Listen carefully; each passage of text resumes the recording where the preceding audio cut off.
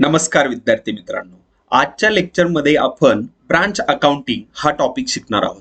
Branch accounting हा topic advance accounting या सब्जेक्टमध्ये एक महत्त्वाचा टॉपिक आहे आणि या टॉपिकच्या वेगवेगळ्या मेथड्स आहेत, वेगवेगळ्या पद्धती आहेत. त्यामुळे परीक्षेमध्ये जर या टॉपिकवरती प्रश्न आला तर बरेचसे विद्यार्थी गोंधळून जातात की कोणत्या मेथडने हा प्रश्न विचारलाय आणि मग ते या अकाउंटवरती जो काही प्रॅक्टिकल प्रॉब्लेम आलाय तो प्रॅक्टिकल प्रॉब्लेम सोडवताना काही चुका करून बसतात. तर आता आपण सुरुवातीला ब्रांच अकाउंटिंग बद्दल थोडी बेसिक इन्फॉर्मेशन, थेरॉटिकल इन्फॉर्मेशन बघणार आहोत. त्याच्यानंतर ब्रांच अकाउंटिंगच्या ज्या काही मेथड्स आहेत वेगवेगळ्या त्या मेथड्स डिस्कस करणार आहोत आणि त्याच्यानंतर ब्रांच अकाउंट कोणत्या फॉर्मॅटमध्ये तयार केले जाते. ब्रांच अकाउंटसाठी एक स्पेसिमेन फॉर्मॅट आहे, एका स्पेसिफिक फॉर्मॅटमध्येच ते अकाउंट तयार केलं जातं. तर ते देखील आपण आता बघणार आहोत. तर सुरुवातीला ब्रांच अकाउंटिंग ही जी काही अकाउंटिंगची सिस्टम आहे ही काय आहे ती समजावून घेऊया.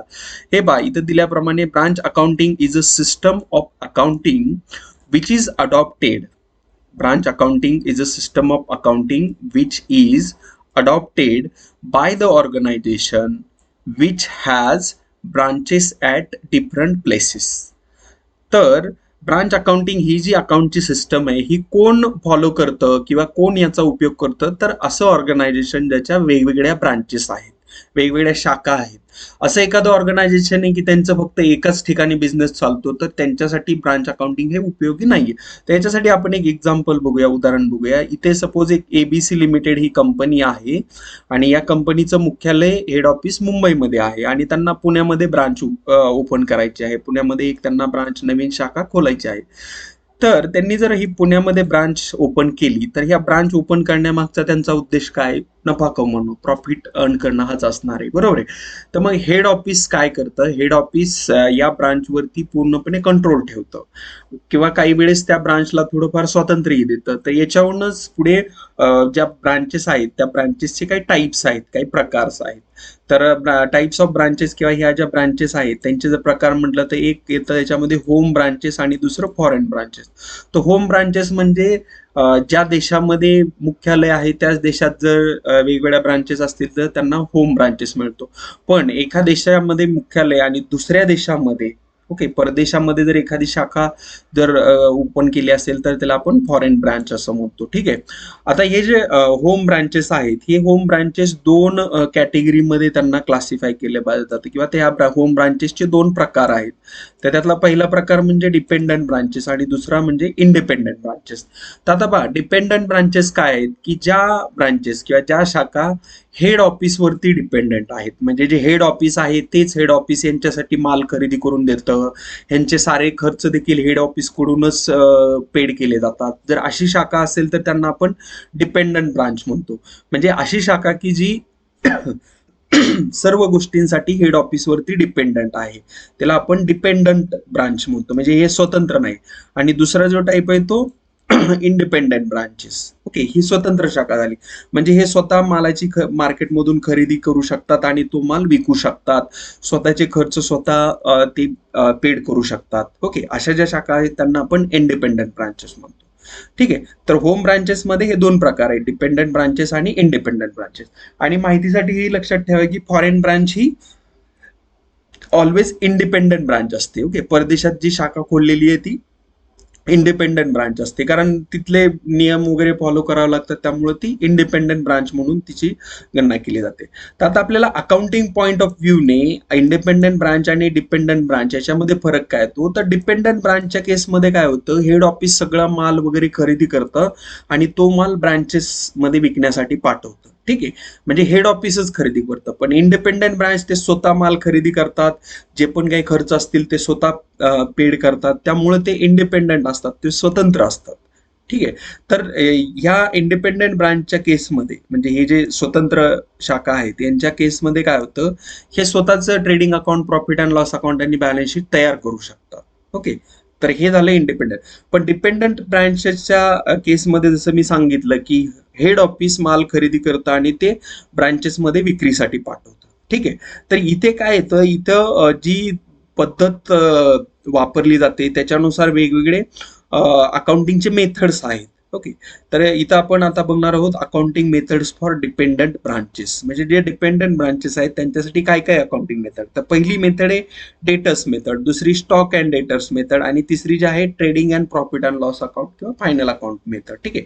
तर या 3 पद्धतीने फायनल ब्रांच अकाउंटिंगचे जे प्रॅक्टिकल प्रॉब्लेम आहेत ते सॉल्व्ह केले जातात. ठीक आहे. आता ही डेटर्स मेथड ही मेथड कधी फॉलो केली जाते, जेव्हा ब्रांच जी आहे ते ब्रांचेस म्हणजे जी शाखा आहे ती शाखा खूप छोट्या असतात. म्हणजे एखाद्या ऑर्गनायझेशनच्या ब्रांचेस जो खूप छोट्या असतील तर ही डेटर्स मेथड फॉलो केली जाते. आणि डेटर्स मेथडमध्ये काय हेड ऑफिस काय करते, एक ब्रांच अकाउंट तयार करतं प्रत्येक ब्रांचसाठी वेगवेगळं ब्रांच अकाउंट. ठीक आहे. आणि स्टॉक अँड डेटर्समध्ये वेगवेगळे अकाउंट तयार केले जातात चांगल्या पद्धतीने कंट्रोल राहण्यासाठी ही मेथड यूज केली जाते. आणि trading and profit and loss account method ही जर ब्रांचेस खूप मोठ्या असतील तर त्या स्थितीमध्ये ही trading and profit and loss account method केली जाते. तर आपण आता प्रत्येक मेथडवरती जसं आपण म्हटलं की फॉर्मॅट आणि जे काय प्रॅक्टिकल प्रॉब्लेम सॉल्व्ह करणार आहे त्याची पद्धत प्रोसिजर आपण बघणार आहोत. तर पहिले आता आपण डेटर्स मेथड बद्दल जाणून घेऊया. जसं आपण डिस्कस केली की डेटर्स मेथड ही जेव्हा शाखा खूप छोटी असते तेव्हा ही मेथड वापरली जाते. तर या मेथडमध्ये काय हेड ऑफिस काय करतं, हेड ऑफिस त्यांच्याच बुकमध्ये म्हणजे in the books of head office त्या कंपनीच्या बुकमध्ये प्रत्येक ब्रांचचं अकाउंट तयार करतं. म्हणजे जसं आता आपण बघितलं की जसं आपलं हे होतं मुंबईला हेड ऑफिस आणि पुण्यामध्ये ब्रांच, तर काय येणार in the books of ABC limited Mumbai head office आणि इथं पुणे ब्रांच म्हणजे पुणे ब्रांचचा अकाउंट इथं तयार होईल. आता हे ब्रांच अकाउंटचा फॉर्मॅट जो आहे तो फॉर्मॅट तुम्ही एकदा समजावून घेतला की या मेथडने प्रश्न आला की तुम्ही अतिशय सहजरित्या हा सोडवू शकता. त्या फॉर्मॅटमध्ये बघा सुरुवातीला काय करायचं आपल्याला टू बॅलन्स ब्रॉट डाऊन म्हणजे इथं असेट ज्या आहेत ओके या ब्रँचच्या जे आपण ओपनिंग असेट्स आहे त्या ओपनिंग असेटचा बॅलन्स इथं लिहायचा आहे. बघा इथं मी तुम्हाला हायलाइट करून पॉईंट दाखवतो. इथं काय लिहिले आपल्याला ओपनिंग असेट्स म्हणजे सुरुवातीला आपण काय लिहिणार ओपनिंग असेट्स जे पण बिझनेसचे असतील. आता असेट्स कोणकोणत्या प्रकारचे असू शकतात ब्रांच आपण ते टायटलमध्ये बघूया आपण. नंतर आता ज्या ओपनिंग लायबिलिटीज असतील आता जसं एखादी ब्रांच आहे जशा त्याच्या असेट्स आहेत तशा लायबिलिटीज देखील असू शकतात. तर ज्या आपण काय ओपनिंग लायबिलिटीज त्या क्रेडिट साईडला लिहायच्या. ठीक आहे. तर डेबिट साईडला ओपनिंग असेट्स लिहायच्या, क्रेडिट साईडला ओपनिंग लायबिलिटीज लिहायच्या. त्याच्यानंतर आता ओपनिंग असेट्स आहेत तर क्लोजिंग असेट्स पण असतील. म्हणजे असेटचा जो काही क्लोजिंग बॅलन्स आहे तो कुठे लिहिणार आपण ब्रांच अकाउंटच्या क्रेडिट साईडला. ठीक आहे. हे पहा विद्यार्थ्यांनो की हे ट्रेडिंग अकाउंट आहे तर अकाउंटला डेबिट साईड आणि क्रेडिट साईड हे दोन असतात. आणि याचं जर नेचर बघितलं जसं आपण आपल्याला माहिती आहे की अकाउंटचे 3 प्रकार आहेत, पर्सनल अकाउंट, रिअल अकाउंट आणि नॉमिनल अकाउंट. तर हे जे ब्रांच अकाउंट आहे हे नॉमिनल अकाउंटच्या स्वरूपामध्ये असतं, ही देखील माहिती तुम्ही लक्षात ठेवा. ठीक आहे. तो ओपनिंग असेटचा ओपनिंग बॅलन्स डेबिट साईडला लिहायचा, असेटचा क्लोजिंग बॅलन्स क्रेडिट साईडला लिहायचा. जसं आपण लॅबिलिटीजचा ओपनिंग बॅलन्स क्रेडिट साईडला लिहिलाय तसंच या लॅबिलिटीज ज्या काय आहेत त्या लॅबिलिटीजचा क्लोजिंग बॅलन्स आपण लिहिणार इकडे डेबिट साईडला. ठीक आहे. तर क्रॉस येते असं तुमच्या लक्षात येईल. असेट्स डेबिटला ओपनिंग बॅलन्स, क्रेडिटला क्लोजिंग बॅलन्स आणि लॅबिलिटीज क्रेडिटला ओपनिंग बॅलन्स, डेबिटला क्लोजिंग बॅलन्स. ठीक आहे. ओपनिंग असं हे हे 4 पॉईंट खूप महत्वाचे आहेत. याचं जरी पोस्टिंग तुम्ही केलं तरी तुम्हाला मार्क मिळून जाते. ठीक आहे. आता याच्यानंतर जसं आपण डिपेंडंट ब्रँचच्या केसमध्ये बघितलं की हेड ऑफिस माल खरेदी करतं आणि ते विक्रीसाठी कुठे पाठवतं ब्रँचकडे. तर असा जर माल ब्रँचला पाठवला म्हणजे गुड सेंड टू ब्रांच किंवा हेड ऑफिस कडून काही माल रिसीव्ह केला तर तो कुठे लिहायचा आपल्याला ब्रांच अकाउंटच्या डेबिट साईडला लिहायचा आहे. आणि तिथं आपण to good send to branch असंच अकाउंट लिहिणार कारण to good send to branch या नावाने ते अकाउंट ओपन केलं जातं. ठीक आहे. त्याच्यानंतर आता इथं जसं आपण बघितलं की ब्रांचला जर माल पाठवला हेड ऑफिसने तर इथं लिहितो. पण काही वेळेस ब्रांच पण डिफेक्टिव्ह माल रिटर्न पाठवते हेड ऑफिसला तर तो क्रेडिट साईडला लिहायचा आपल्याला. ठीक आहे. आता हे दोन्ही ट्रान्झॅक्शन बघा ब्रांच आणि हेड ऑफिसमध्ये होत असतात. म्हणजे good send to branch for sale म्हणजे हेड ऑफिसने माल पाठवला ब्रांचला विक्री करण्यासाठी तर ते डेबिटला लिहायचं आणि ब्रांचने जर रिटर्न केला हेड ऑफिसला तर ते क्रेडिटला लिहायचं. ठीक आहे. आता याच पद्धतीने आपण थेरॉटिकल डिस्कशनमध्ये हे पण बघितलं की ब्रांच जे आहे त्या ब्रांचेसचे एक्सपेन्सेस सगळं कोण पेड करतं तर हेड ऑफिस. मग हेड ऑफिस जे एक्सपेन्सेस पेड करतं त्याच्यासाठी हे ब्रांच अकाउंट डेबिट होणार. म्हणजे त्या डेबिट साईडला लिहिणार आपण to cash account paid by head office. म्हणजे जे पण काही खर्च असतील इथे सॅलरी असेल, इन्शुरन्स असेल, स्टेशनरी हे सारे खर्च कोण पेड करणार हेड ऑफिस पेड करणार. आणि हेड ऑफिसने जे ते खर्च पेड केले असतील तर ते आपण इथं डेबिट साईडला लिहिणार. ठीक आहे. म्हणजे खर्चाची पूर्तता, खर्च पेड करण्यासाठी जे पैसे दिले जातात ब्रांचला ते डेबिट साईडला लिहायचं. आता ब्रांच कशासाठी, हेड ऑफिसने ब्रांच कशासाठी ओपन केली आहे, तर काहीतरी मालाची विक्री करून नफा कमवण्यासाठी. तर ब्रांच जे पण काही माल विकेल त्या माल विकून येणारे पैसे कुठे पाठवणार, तर हेड ऑफिसला पाठवणार. मग ते कुठे लिहिणार आपण, ब्रांच अकाउंटच्या क्रेडिट साईडला. तर त्याला आपण रेमिटन्सेस म्हणतो. म्हणजे जेव्हा आपण ब्रांच कडून पैसे जातात हेड ऑफिसकडे त्याला रेमिटन्सेस म्हणतात. मग बाय रेमिटन्सेस तिथं बाय बँक अकाउंट लिहिलं तरी चालतं. ठीक आहे. तर आता इथं तुम्ही बघू शकता आतापर्यंत आपण ब्रांच अकाउंट मधले महत्वाचे 8 पॉइंट्स आहेत किंवा 8 टायटल्स आहेत बघा. तर या 8 टायटल मध्ये काय, opening assets, closing assets, opening liability, closing liability, हे झाले 4. त्याच्यानंतर गुड्स सेंड टू ब्रांच, म्हणजे ब्रांचला गुड्स पाठवला, आणि गुड्स रिटर्न बाय ब्रांच, हे 2 एकमेकाशी संबंधित आहे. नंतर cash expenses paid for branch, ब्रांचसाठी जे पण काही एक्सपेन्सेस पेड केले असतील कॅश किंवा बँक थ्रू ते डेबिटला लिहायचा.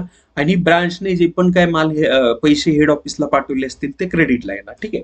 आता आपण जे ओपनिंग बॅलन्स आहे, ओपनिंग असेट्स आहेत, तर त्याच्यामध्ये साधारण काय काय पॉईंट असू शकतात, तर त्यात स्टॉक असू शकतो, गुड्सचा स्टॉक, नंतर डेटर्स, फर्निचर, आणि पेटी कॅश, आणि प्रीपेड इन्शुरन्स. इथं बघू शकता तुम्ही साधारण जे असेट्स आहेत एखाद्या ब्रँचचे, तर हे अशा प्रकारचे असेट्स असतील.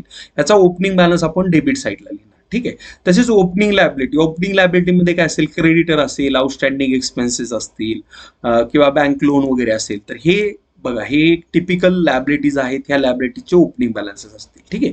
तर ओपनिंग असेट्स डेबिट साईडला लिहायचे, ओपनिंग लायबिलिटीज क्रेडिट साईडला. त्यानंतर आता जे एक्सपेन्सेस पेड केले जातात त्या एक्सपेन्सेस मध्ये काय काय असू शकतं बघा, इथं तुम्ही बघू शकता स्क्रीनवरती. Petty cash, rent, salary, insurance, stationery, हे जे काही खर्च हेड ऑफिसने पेड केले असतील ब्रांचसाठी ते डेबिट साईडला लिहायचे, त्यासाठी कॅश पाठवलेली आहे. ठीक आहे. हे झालंय. आता याच्यानंतर नेक्स्ट जे रेमिटन्सेस आहेत, तर रेमिटन्सेस मध्ये बघा एक वेगळी पण केस अशी येते की काही वेळेस काय होतं, आपले डेटर्स, म्हणजे आपण एक जर ब्रँच असू आणि आपले डेटर्स काही वेळेस डायरेक्टली पैसे हेड ऑफिसला पाठवतात. मग इथं debtors cash send by debtors directly to the head office, म्हणजे डेटर्सने जर डायरेक्टली पैसे हेड ऑफिसला पाठवले तर ते देखील रेमिटन्सेस मध्ये येतात. आणि नंतर ब्रांचने जर हेड ऑफिसला कॅश पाठवली, cash send to head office, तर ते देखील रेमिटन्सेस मध्ये येतात. ठीक आहे. तर हे कॅश संबंधी 2 पॉइंट्स आहेत बघा, एक एक्सपेन्सेस जे डेबिटला येतात आणि दुसरी ब्रांच कडून हेड ऑफिसला कॅश गेली तर ती क्रेडिटला येते. ठीक आहे. त्याच्यानंतर आता आपल्याला क्लोजिंग बॅलन्स लिहायचे असेटचे, तर साधारण असं लक्षात ठेवा की जेवढ्या ओपनिंग असेट्स असतात ना तेवढ्याच क्लोजिंग असेट्स देखील आले पाहिजे. तर इथं तेच पॉईंट येतील. त्याचे ओपनिंग बॅलन्स, क्लोजिंग बॅलन्स जर दिले असतील तर ठीक आहे. जर क्लोजिंग बॅलन्स दिलेला नसेल एखाद्या असेटचा, तो आपल्याला फाइंड करावा लागतो, त्याच्यासाठी ते अकाउंट तयार करावं लागतं. सेम तसंच लायबिलिटीजच्या केसमध्ये पण आहे. लायबिलिटीमध्ये क्लोजिंग बॅलन्समध्ये क्रेडिटर्स, नंतर आपलं आउटस्टँडिंग एक्सपेन्सेस, बँक लोन, हेच जर लायबिलिटीज असतील क्लोजिंग लायबिलिटीज, तर तेच बॅलन्स इथे आपण लिहिणार क्लोजिंग मध्ये. ठीक आहे. आता याच्यावर तर अजून एक केस असते बघा मित्रांनो, काय असतं की काही वेळेस काय होतं, हेड ऑफिसने आपल्याला माल पाठवला तर आपण इथे डेबिटला लिहिलंय बघा. पण काही वेळेस काय होतं, एखादी ब्रांच, म्हणजे एखादं खूप मोठी कंपनी आहे, आता तुम्ही डीमार्ट बद्दल जाणतात, तर डीमार्ट सारखी खूप ब्रांचेस असलेली एखादी मोठी कंपनी, आणि मग ते काही वेळेस एका ब्रांच कडून दुसऱ्या ब्रांचला जर माल पाठवला, म्हणजे आपल्या ब्रांचने जर दुसऱ्या ब्रांच कडून जर माल रिसिव्ह केला, तर तो देखील इथे डेबिट साईडला लिहावा लागतो. त्याला आपण असं लिहितो, to goods receive from other branch, दुसऱ्या ब्रांच कडून आपण गुड्स रिसिव्ह केले. आणि असंच आपल्या बाबतीत येऊ शकतं, म्हणजे आपण पण दुसऱ्या ब्रांचला माल पाठवू शकतो, आपली ब्रांच देखील दुसऱ्या, मग त्या केसमध्ये क्रेडिट साईडला लिहायचं, by good send to other branch. ठीक आहे. तर या पद्धतीने हे जे काही 10 पॉईंट झालेले आहेत बघा टोटल, म्हणजे डेबिट साईडला 5 टायटल आणि क्रेडिट साईडला 5, एवढे 5 टायटल तुम्ही लक्षात ठेवलं तर जवळजवळ तुमची डेटर्स मेथड जी आहे ब्रांच अकाउंटिंगची पहिली मेथड, डेटर्स मेथड, त्याच्यावरती तुम्ही अगदी आरामशीर कोणताही प्रॅक्टिकल प्रॉब्लेम सॉल्व्ह करू शकता. ठीक आहे. तर मित्रांनो, व्हिडिओ कसा वाटला ते नक्की सांगा, कमेंटमध्ये तुम्ही हे करू शकता. आणि काय याच्यामध्ये तुम्हाला वेगवेगळे जे अकाउंट आपल्याला तयार करायचे, तर वेगवेगळे जे अकाउंट तयार केलेले आहेत, म्हणजे स्टॉक अँड डेटर्स मेथड मध्ये होतं तसं डेटर्स मेथड मध्ये फक्त ब्रांच अकाउंटिंग जातात. आता जे बघितलं आपण ब्रांच अकाउंटच येतं. स्टॉक अँड डेटर्स मेथड मध्ये वेगवेगळे अकाउंट तयार करावं लागतं. ठीक आहे. तर व्हिडिओला लाईक करा, शेअर करा आणि चॅनलला सबस्क्राईब करायला विसरू नका.